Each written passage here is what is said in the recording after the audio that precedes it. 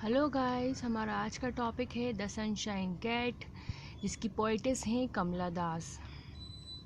इसमें उन्होंने autobiographical element use किया गया है क्योंकि उन्होंने ये अपनी पर्सनल लाइफ से एक्सपायर होकर ये पोएम लिखी है।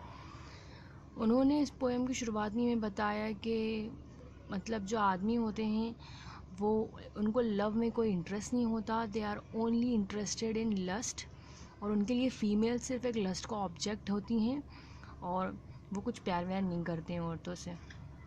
फिर वो अपने हस्बैंड के बारे में बताती हैं कि वो उनसे इतना प्यार करती थी लेकिन बदले में उन्हें उनसे कोई प्यार नहीं मिला। उनके हस्बैंड मतलब जो वो प्यार डिज़र्व करती थी वो प्यार उन्हें कभी मिला ही नहीं, उनके हस्बैंड ने उन्हें कभी प्यार किया ही नहीं। और उनके हस्बैंड बहुत ज़्यादा सेल्फिश था और वो सिर्फ उन्हें यूज़ कर रहे थे, और उन्होंने प्यार की तलाश में किसी दूसरे आदमी से उन्होंने अफेयर किया और उसके साथ रिलेशन में आ गई, और उन्होंने उसके साथ फ़िज़िकल रिलेशन भी बनाया।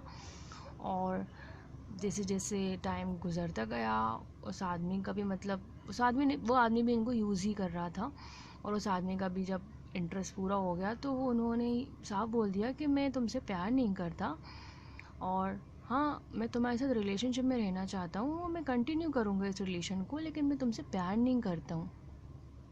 ये सुनकर जो कमला दास थी वो बहुत ज़्यादा डिप्रेस हो गई, और बहुत ज़्यादा मतलब वो पहले से टूटी हुई थी वो और टूट गई।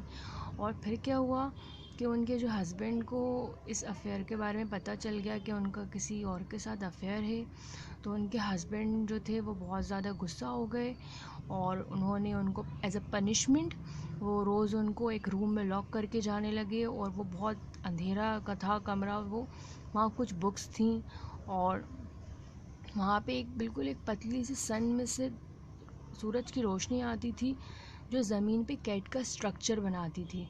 इस वजह से इस पोएम का नाम है द सनशाइन कैट।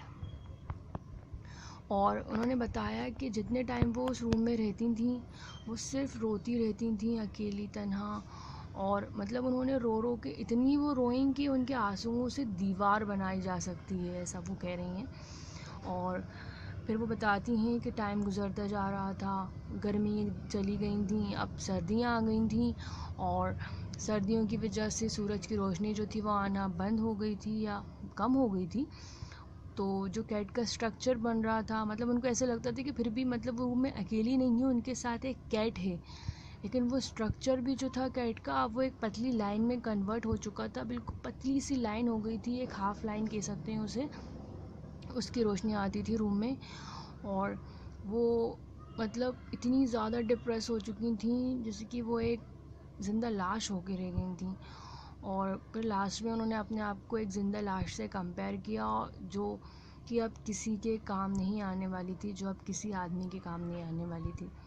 बस यहीं पे ये पोएम ख़त्म होती है। यहाँ पे कमला दास को हम एज अ कन्फेशनल पोइट भी कह सकते हैं क्योंकि उन्होंने कन्फेस किया, वो डरती नहीं थी। उनके हिसाब से जिस तरीके से आदमियों को अपनी बात कहने का हक़ होता है उसी तरीके से औरतों को भी हक़ होता है। उन्होंने कन्फेस किया कि हाँ उनका किसी के साथ अफेयर था और वो उन्होंने ऐसा लव के लिए किया, और उस आदमी ने भी उन्हें चीट किया, और उनके हस्बैंड ने उनके साथ क्या किया क्या नहीं किया। अगर आपको मेरी वीडियो अच्छी लगी तो प्लीज़ इसे लाइक एंड सब्सक्राइब करना ना भूलें। Thanks for watching my video. Thank you.